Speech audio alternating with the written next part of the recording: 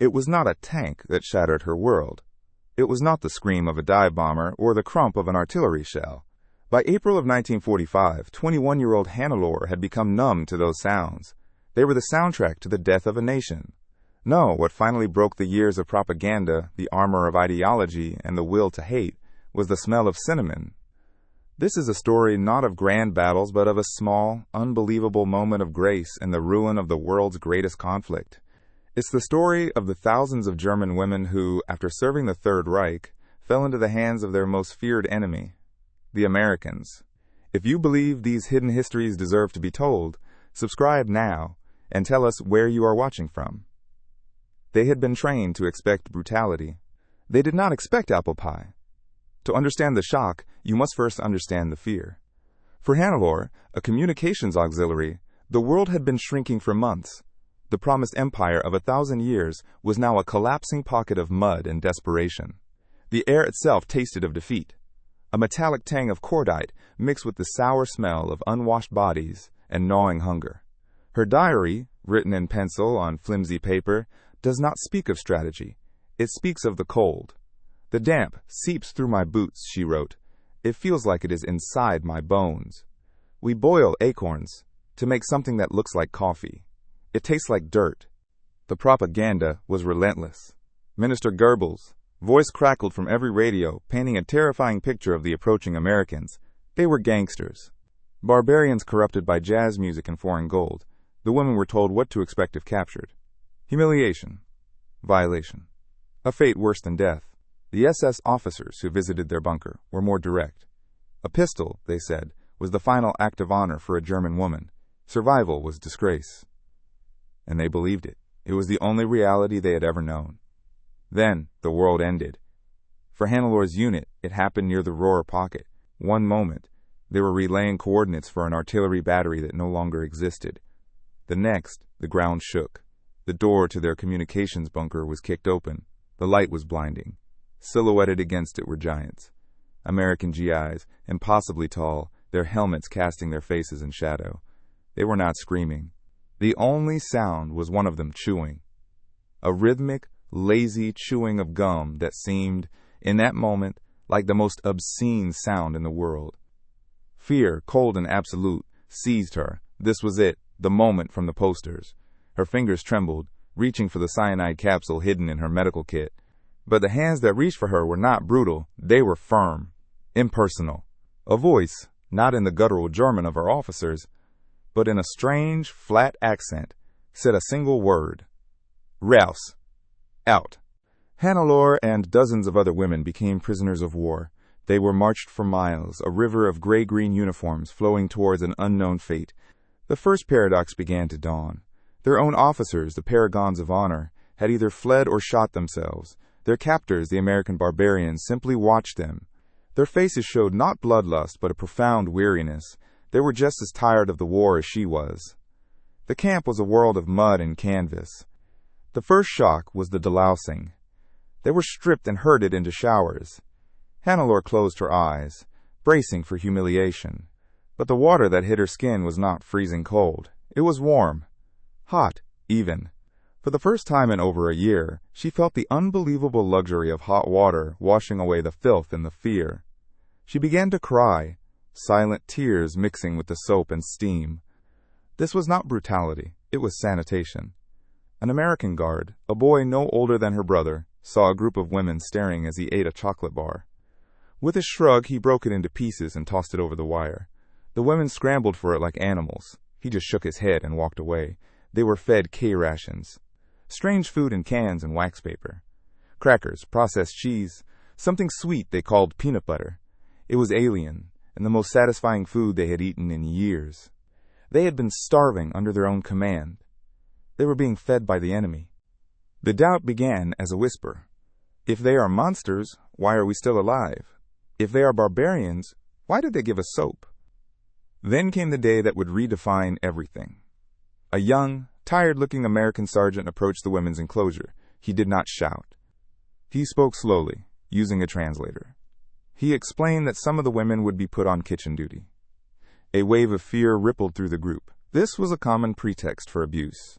But the sergeant's eyes held no malice, only exhaustion. Hannelore was one of the chosen. She walked into the mess tent, expecting the worst. But what she found was another world.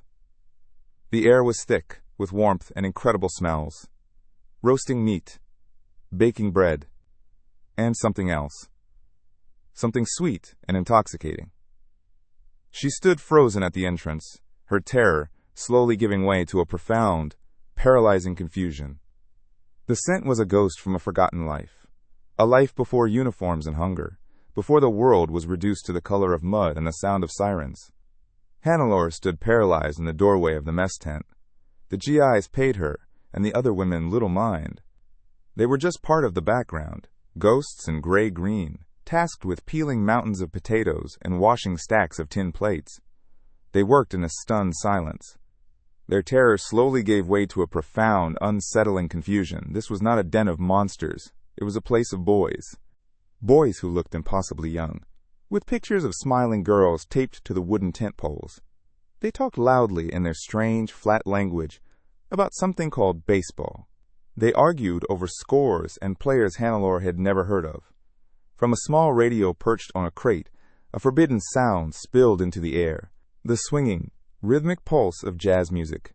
Glenn Miller, the sound of American degeneracy, Goebbels had called it. But here, in this tent, it just sounded alive. Hannelore watched a young soldier open a small can and scoop out a thick, brown paste with his knife. He spread it on a cracker and ate it with a look of casual satisfaction. She whispered to the woman next to her, "What is that? Is it shoe polish?" The woman shook her head, her eyes wide. Maybe some kind of engine grease. They decided it must be an edible, another strange American habit. Later, they would learn it was called peanut butter. This was the American war machine, up close. It was not just tanks and planes. It was an avalanche of things. A Red Cross report from late 1944 noted the average German civilian ration had fallen below 1,500 calories a day. An American soldier's daily K ration contained more than double that. The United States didn't just outfight Germany. It outproduced, outsupplied, and outfed it on a scale the German women could not comprehend. They had been told they were the master race, but their masters had fed them boiled acorns, while these supposed barbarians ate chocolate bars and drank Coca-Cola from strange, curved bottles as if it were water. If you are as surprised by this turn of events as Hannelore was, subscribe to our channel to uncover more hidden truths from history. The women finished their work. Their hands were raw, but their bellies rumbled with the unfamiliar agony of smelling real food. They lined up by the door, expecting to be dismissed back into the cold mud of the compound. But the tired-looking Sergeant Miller held up a hand. He said nothing. He walked over to a makeshift field oven, where a cook was pulling out enormous trays of dessert. The steam billowed out, thick with the scent of cooked apples and cinnamon. Hannelore felt her knees go weak. Sergeant Miller took a stack of tin plates. He took a knife and cut several large, perfect slices of the pie. The crust was golden brown. The filling was thick and glistening. Then he went to a large metal percolator and poured cups of steaming black coffee. Real coffee. The aroma alone was a memory of peace. He walked towards the German women. They flinched as one, expecting a blow, an insult, a final act of humiliation. Instead, he stopped in front of Hannelore. He held out a plate. On it sat a slice of apple pie and a fork. She stared, from the pie to his face. His expression was unreadable. Not kind, not cruel, just tired. He gave a small, almost imperceptible nod. "Go on, eat."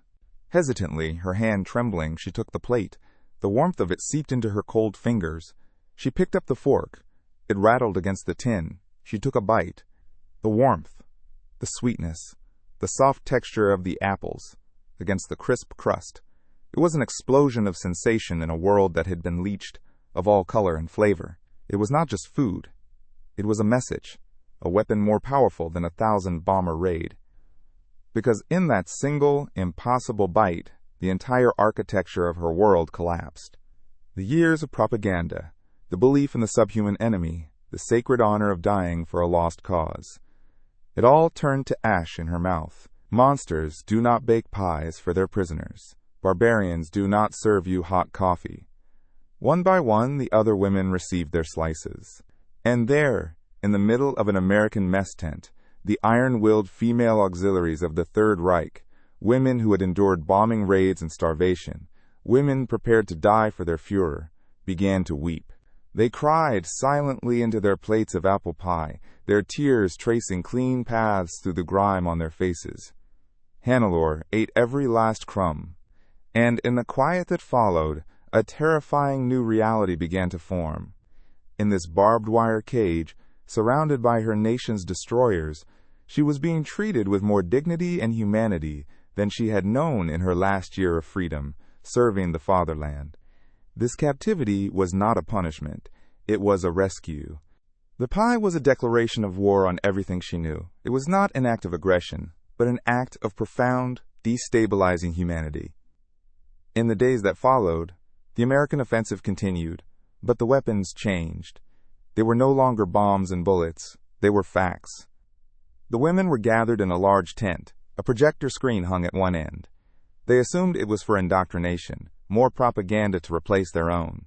A young officer stood before them, his German fluent but academic. He did not speak of democracy or freedom. He spoke of production. He showed them charts, graphs, numbers that were impossible to comprehend. For every Messerschmitt fighter that rolled off a German assembly line in 1944, he explained, America was building 10 Mustangs and Thunderbolts. For every ton of supplies reaching a German soldier on the front, the Allies were delivering 50, he read from letters, intercepted from American soldiers. They wrote home not of glorious death, but of missing baseball games, of wanting a real hamburger, of the girl they planned to marry in Ohio. They were fighting to go home. Hannelore had been fighting because she had been told she had no home to return to if she lost. The women listened in silence. It was an absurdity.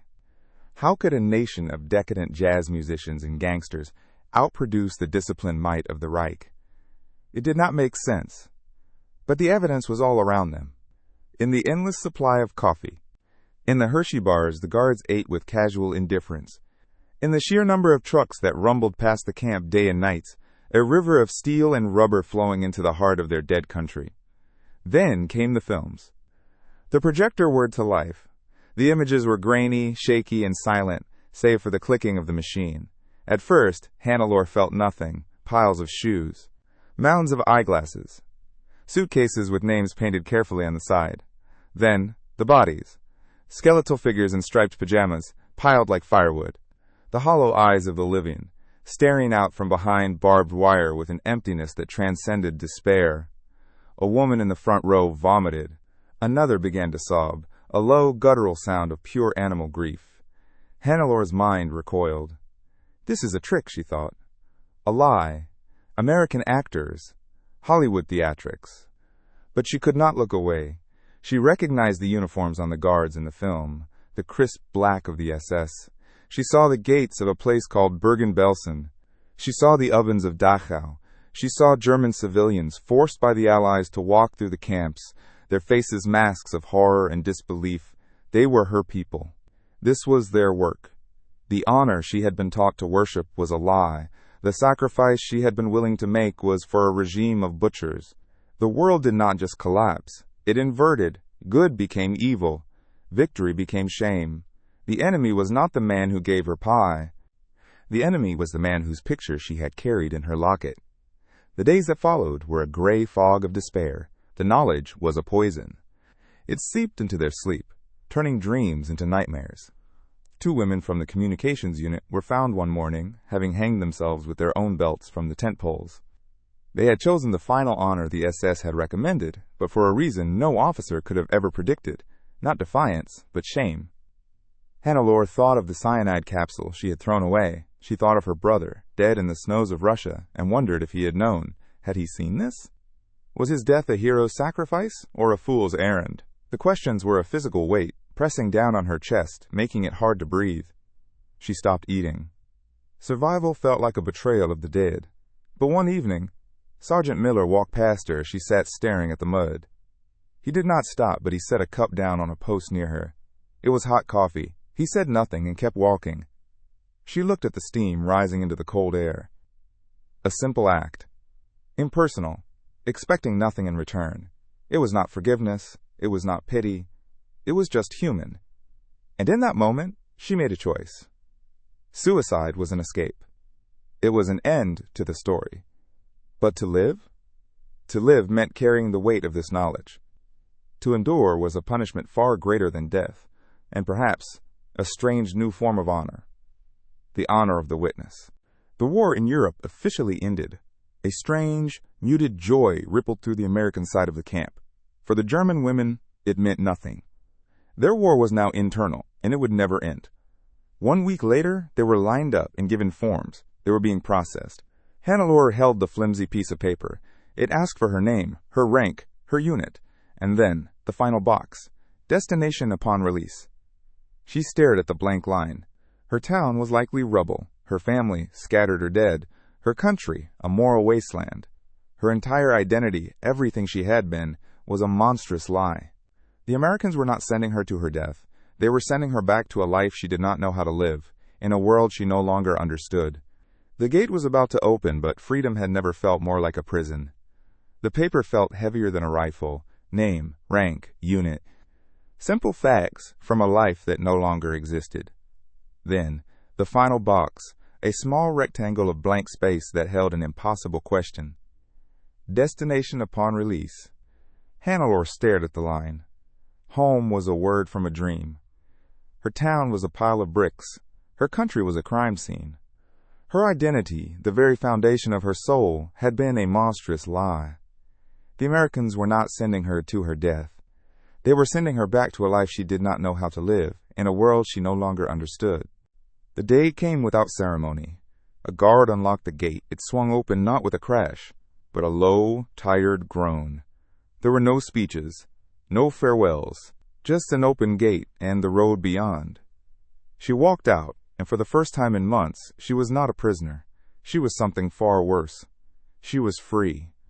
The landscape was a gray, skeletal ruin. The air smelled of damp ash and silence. This was the fatherland she was meant to die for. She walked for days, joining a silent river of displaced people, ghosts drifting through the corpse of a nation. No one spoke of the war. No one spoke of the camps. The shame was a physical presence, a collective shroud they all wore. The greatest crime was not what had been done to them, but what had been done in their name. This was the true prison. Not the barbed wire fence she had left behind, but the invisible walls of knowledge that now surrounded her forever. She would survive. She would find work, marry, have children. She would become one of the millions who built a new Germany from the rubble, a generation defined by their silence. She never spoke of her time as a communications auxiliary. She never spoke of the American camp. She never spoke of the films that showed the skeletal bodies and the piles of shoes.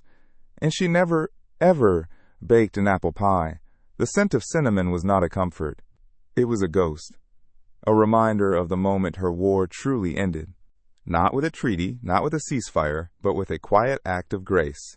From an enemy who destroyed her world not with a bomb, but with a fork. The final, crushing paradox of her life was not that her nation had lost the war. It was that she had been liberated by her enemies and held captive by her own beliefs. The greatest shock was not the brutality of combat or the bitterness of defeat. It was the profound, destabilizing power of a simple, unexpected act of mercy. If this story surprised you, like this video and subscribe for more hidden histories. Let us know in the comments what you found most shocking. The propaganda, the reality of the camps, or the simple fact that a slice of pie could be more powerful than a bullet.